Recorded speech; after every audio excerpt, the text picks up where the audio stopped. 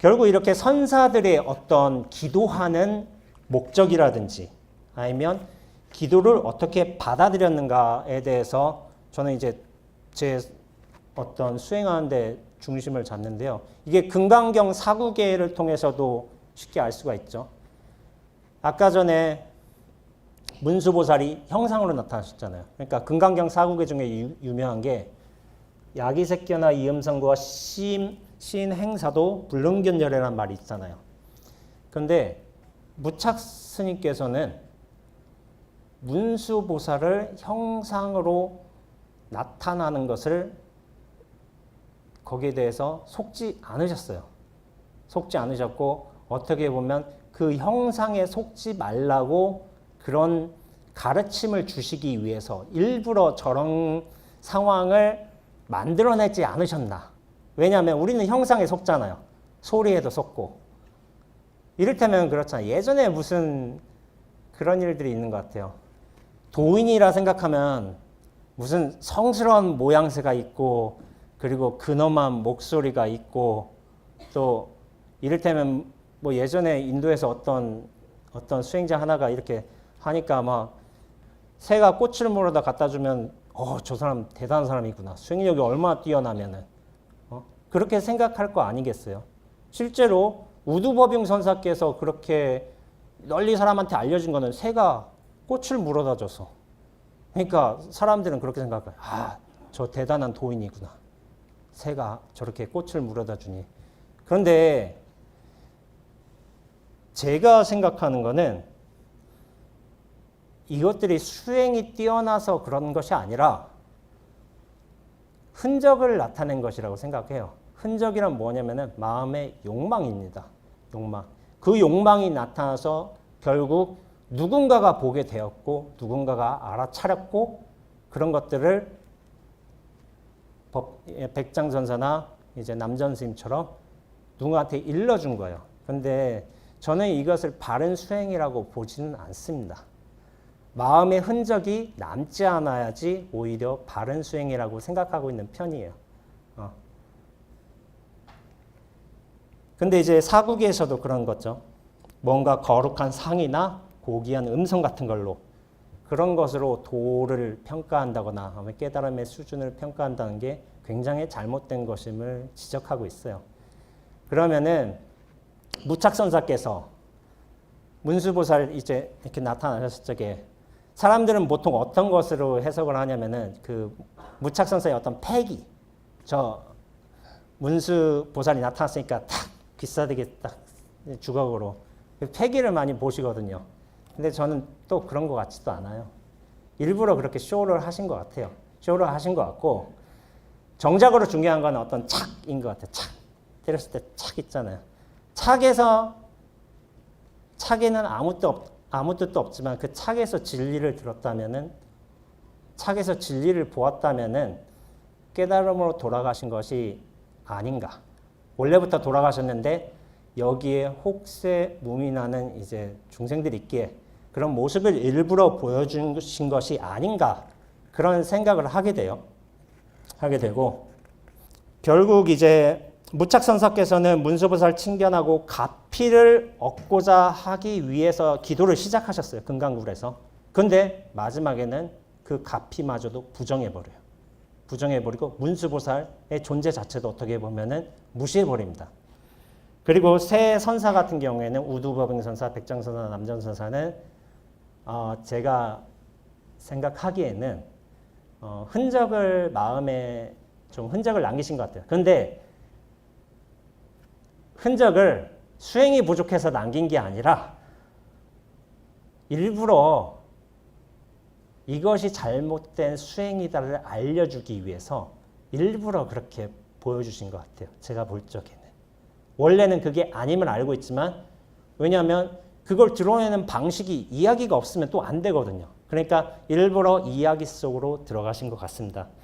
그리고 제가 제 기도 경험이지만 어떤 스님의 치즈라든지 빵이라든지 뭐 히트텍이라든지 아니면 뭐 마사지라든지 이런 것들도 보면은 다 바깥의 내용들이죠. 바깥의 내용들. 그러니까 저는 기도라는 것에 대해서 이렇게 좀 생각을 합니다.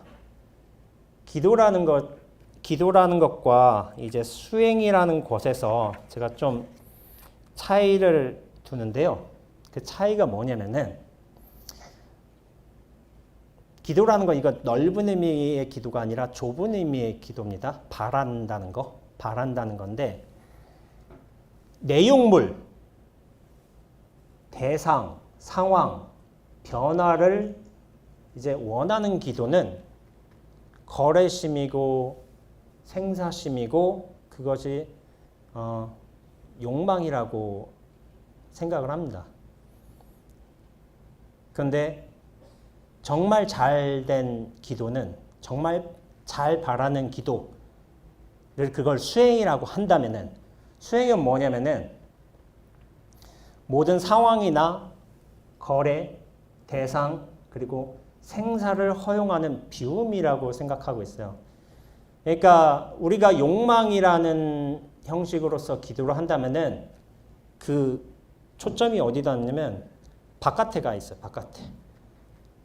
빵, 치즈, 따뜻한 물, 아니면 새가 꽃을 물어온다든지 바깥에 가 있지만은 정말로 제대로 된 기도를 한다면 그것이 수행이라면은 그 초점이 안으로 향하게 있다고 생각합니다. 안으로 향하게 있어서 이를테면 백장 스님의 말씀처럼 내 안에 있는 마음도 그 누구도 보지 못할 정도로 흔적이 남지 않게 되었을 적에 그런 비움의 수행으로 갔을 적에 그게 바른 기도, 즉 수행이 아닌가 하는 생각을 하게 됩니다. 그래서 제가 이런 말씀을 많이 드려요. 어떤 보살님 같은 경우에는 그런 좀 그거 있어요. 당신이 이제 불자로서 이렇게 살아오긴 하셨는데 20년 동안 이런 한번 후회를 하시더라고요. 20년 동안 남편을 바꾸려고 그렇게 노력했다는 거예요. 근데 20년 뒤에 보니까 내가 저 사람을 왜 바꾸려고 했지? 라는 생각이 든다는 거예요. 그냥 저 사람을 인정해주면 끝났는데. 그러니까 그 전에 기도를 하셨고 분명히 수행이라는 걸 하셨겠죠. 근데 뭐냐면은 그 초점이 상대방한테 맞춰져 있어요. 이 사람 바꾸고 상황이 이렇게 변하기를 원하고 그런 거예요. 근데 그 초점이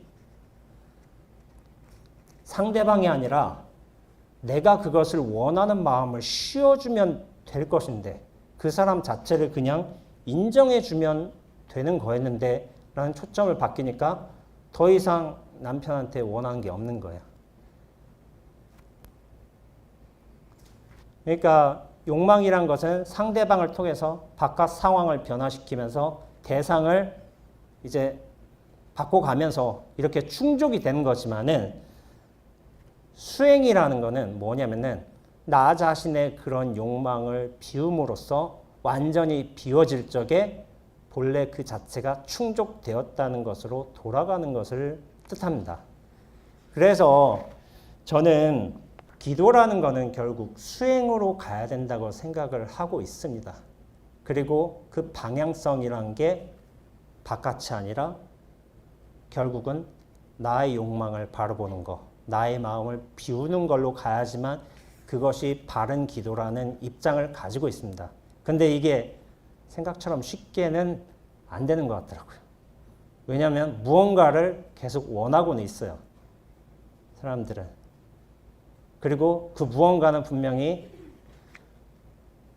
바깥에 어떤 사람이며 대상이며 상황이더라고요. 그걸 원하는 나의 마음을 곧장 돌이켜보는 것이 어떻게 보면 사주 도신선사께서 우두법용선사를 에게 이제 그 꾸지람을 주었듯이 그 바라보는 것은 누구의 마음이며 그 마음은 어떤 물건인가 바로 돌이켜본 거거든요. 그렇게 될 적에 사주 도신선사께서 그렇게 지적을 해주셨을 적에 우두법용선사는 제 생각에는 비움으로 돌아가셨다고 생각을 해요. 그것이 이제 공성을 깨치신다든지 뭐 여러 말들이 있겠지만은 근데 제가 이제 제 책을 읽어보신 분들께서는 조금 이제 아시겠지만은 저는 이 수행이라는 게 뭐냐면은 관점의 변화라고 생각을 해요. 보통은 우리가 뭐냐면 나를 중심에서 살아가요. 나를. 이 나가 중심이에요. 분명히 내가 사람을 보고 있고 내가 사람을 대하고 있고 내 남편이 저렇게 바뀌기를 원하고 내 아들이 뭐 서울대에 들어가기를 원하고 이를테면 나를 중심에서 살아갑니다. 근데 수행을 통해서 마음이 비워지고 욕망이 사그라지면 어떻게 되냐면은 이 나라는 중심성이 굉장히 약화가 돼요. 약화가 되면서 뭐냐면은 전체에 대한 관점으로 이전을 하게 됩니다. 이전을 하게 되는데 이것을 이제 공성을 깨닫는다, 뭐 견성을 한다, 뭐 이런 말들도 할 수 있어요. 할 수가 있는데 나로부터 시작된 중심이 전체로 이전되는 상황을 저는 이제 깨달음이라고 보고 있습니다. 그 순간은 우리가 느끼든 느끼지 않든 많이 겪어요.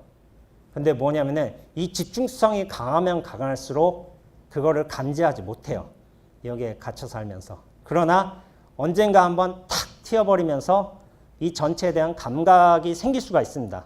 근데 다시 돌아오게 돼 있어요. 저 같은 경우도 10대 때부터 이 경험을 수차례 계속해서 반복해 왔습니다. 반복해 와서 저 같은 경우는 되게 괴로웠던 것 같아요.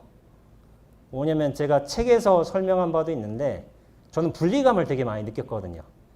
이 세상에 적응을 못 하겠는 거예요. 이게 분명히 내가 여기 있는데 현실에서 이게 제 느낌이 그랬어요. 현실에서 5cm 떠 있는 것 같은 거예요. 계속. 여기도 아니고 저기도 아니고 나는 뭘까 도대체. 왜 살까? 이런 고민을 되게 많이 했던 것 같아요. 이게 수행을 하면서 막상 기쁘고 행복해지는 거 아닙니다. 불행해지는 사람도 많이 있습니다. 왜냐하면 여기에도 완전히 들어가지 못하고 저기에도 돌아가지 못했기 때문에.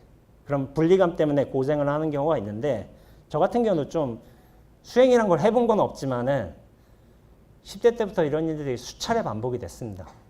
그래서 되게 좀 엇나갔어요. 많이. 엇나가지고 고생도 많이 하고 했는데 이 비움이란 건 뭐냐면은 결국 나라는 중심성에서 전체는 중심이 없어요.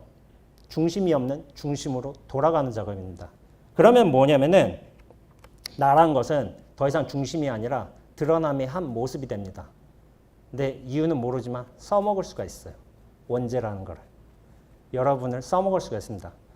도구고 드러남이고 그리고 중간 장치기 하지만 써먹을 수가 있다는 장점이 있어요.